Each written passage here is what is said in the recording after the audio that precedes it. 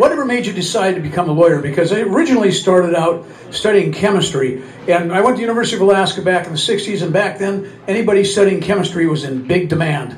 And then later on, I realized that, it just wasn't the area of work for me. I found that I was continually smelling like uric acid, which is one of the compounds in the chemistry lab. And so I decided, hey, my love life was going terrible, so I decided to get out of it. And actually, when I took a freehand drawing class of nude women, I realized there was something else in the world besides beakers. And so I got out, and I went into law. And the interesting thing is that I still smell like uric acid. It's gotten worse with age. And I asked, my wife asked me the other day, Brenda said, well, why do you smell like uric acid? And I said, well, depends. Okay. So anyway, I just want to kind of help get you guys a little bit into lawyer stuff, because a lawyer, it's actually a pretty fun job in certain respects. You get to meet a lot of people, a lot of interesting people, but I want to teach you all some legal words, and I want everybody to practice with me. The first word you can see on my chest, alleged. Can everybody say alleged? Allegedly. Allegedly. Thank you. Can't even read upside down. Allegedly. Everybody say allegedly. Allegedly. Yeah. Allegedly is a very important word. In fact, it's probably one of the most important words in the legal practice. Now, I'm going to send you two more very important words in law. Repeat after me, and I want you folks to use this the next time you're in court. First word, everybody say not. Not. Guilty. Guilty. Remember that one, okay? Now, anybody here from Minnesota? Okay, I heard a couple anyway. Now, if any of you folks are going to Minnesota, I'm going to give you 3 words that you can use down there. Repeat after me. I can't breathe.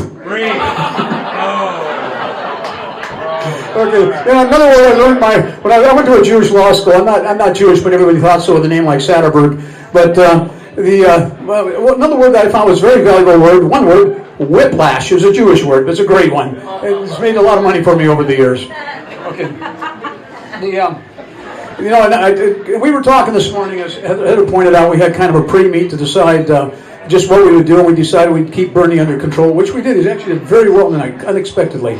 But we had a little pre-meet, and they said, well, Bill, what are you going to talk about? And I thought, well, I'll tell some lawyer jokes, and because occasionally those will work. And one thing is that the interesting thing, I guess, is everybody know what you say to a lawyer with an IQ of 40? Your Honor. I have told that one a few times in court when I've gotten people sworn in, and fortunately I've gotten sworn out a little bit. The other thing is why do lawyers wear neckties? Anybody tell me? Keep the foreskin down. Okay.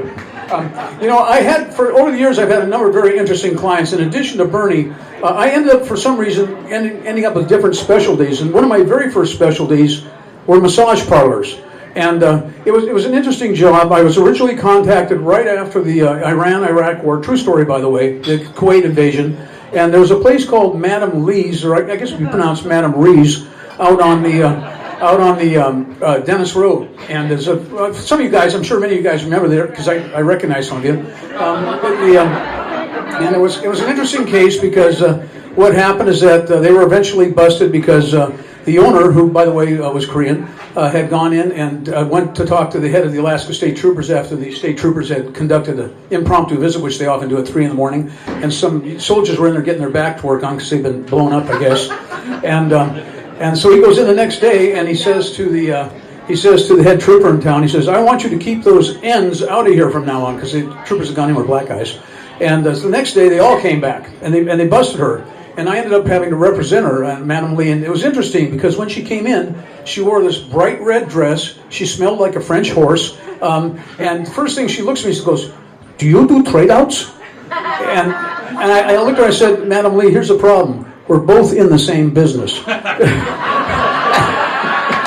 so anyway, I represented her. And what was interesting about this case, and guys especially, keep this in mind, I don't know why the hell people were paying with charge cards. We had leading citizens in this town, names you would recognize if I gave them to you, that were getting their backs worked on at 2, 3, 4 in the morning for like a minute each. And the thing is, maybe 2 minutes. And so, but finally, I subpoenaed from the state the records. So you guys don't worry, I'm not going to release it. And we had a lot of releases that went out there, but I'm not releasing the records. Anyway, what was interesting was that they had the names of all these people because they were paying with charge cards. So I went back to the DA's office. I said, okay, I've got a whole bunch of witnesses we're going to call at the trial in this case, because the reality is that if they're all going to testify, I'm sure, that their back hurt and there wasn't anything else untoward going on.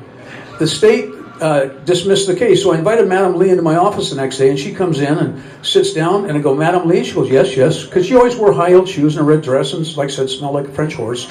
I said, look, Madam Lee, yes, this time it is lawyered to give you happy ending. She looks at me and goes, good joke, good joke. Well, I also ended up with another one later, and that was April's massage parlor for you more younger people, and that was one located on Noble Road, on Noble Street. And the same thing happened. They busted her, and by this time, the Fairbanks Police Department decided they were going to investigate it aggressively. So they sent in probably half the police force to engage in sexual acts with April, and then they busted her one day. So she got charged, and was charged with a major felony, sexual assault in the first degree, which is basically rape. And again, I got the records, and again, I recognize a lot of names. They're definitely full-time users. And so they took it from rape down to disorderly conduct. 3 days in jail with a promise that she would leave town. So we had to go to sentencing in front of Judge Hammers, Pat Hammers, and she goes, you talk for me, you talk for me, I don't want to talk. I said, okay, that's fine. But I said, I still have to, so she goes, no, you talk. So the first thing is we start talking, and I have an interpreter interpreting for her, and she leans over, she goes, you're an interpreter, piece of shit. Anyway, oh, okay, fine. So I look at Hammers, and I go, well, Judge, Madam, or April would like me to explain for you that she felt that this was she knew that this was a very serious charge, and that the city of Fairbanks had put a lot of good men on top of this one. And then I said she knew she was facing a stiff sentence. And but on the other hand, Judge, and I wanted to say it, but I didn't. A lot of the evidence was hard to swallow. Okay, I just finished a trial recently, and these are true stories, by the way. I just finished a trial recently where one of the issues was whether or not a woman who had claimed she had had sex with my client had had a tampon inserted for either a week or a month. And the point was, we found out that the semen, if you will. By the way, you know why they call camels ships of the desert? Full of Arab semen. Anyway, They found out they didn't know if this stuff was in there or not, and so I argued to the jury in closing that it was nothing but a red herring. Okay, a true story though. I came out, my co-counsel looked at me and said, I can't believe you said that in court. I did come out with another one. I'm just about done with my discussion here. How much time do I have, Craig? It's okay, about 2 more minutes here. By the way, does anybody know the difference between a rooster and a lawyer? A rooster clucks defiance. Okay, they didn't get it. Well, better yet, the difference between a lawyer and a catfish?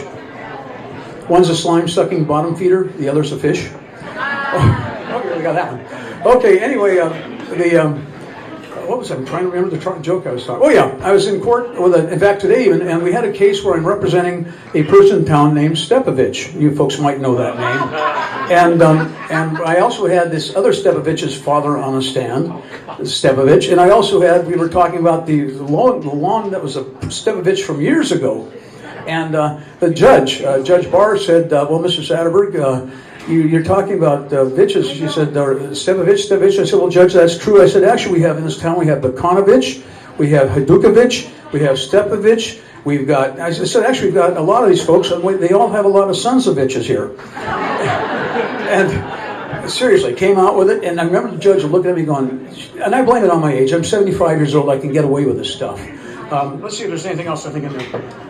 A couple things I did want to mention. I'm going to be putting a letter to the editor out next week. I want everybody here to support it. I think Alaska should use the PF Permanent Fund to buy Greenland.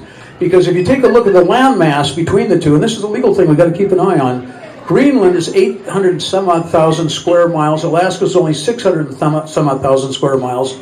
And if Trump ends up getting Greenland for the United States, we're going to become the second largest state in the Union. On the other hand, if we buy it, can you imagine? I mean, all the forests and forestry we can do. Well, actually, if you get lost in the forest over there, you just stand up. Okay, one thing I want to mention before I get off stage here, folks. Remember, don't drink and drive. That's not a good thing. I'm quite serious about that.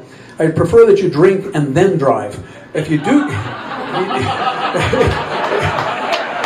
if you do get pulled over, in fact, I had a client the other day that came into me. I had a client the other day that came into me, and she comes in and she says, I got stopped the other day, a good-looking blonde, in fact. And I said, well, Rita, what happened? She says, oh, they're picking on me. This is the third time this has happened. What happened? And she goes, this state trooper walks up to me and he looks around both directions. He unzips his pants and pulls out his thing. She said, oh no, not another one of those data master tests. Now, if you're on your way home and if you do decide that you can't drive, call a tow truck. I mean, there's towing companies out here that'll give you a ride home. And the good thing about it is that they do decide to pick up your car and take you home. Number one, you and your car will go home for far less than I will charge for the representation DUI case. And as an added extra, you get to meet a local meth dealer. Thank you.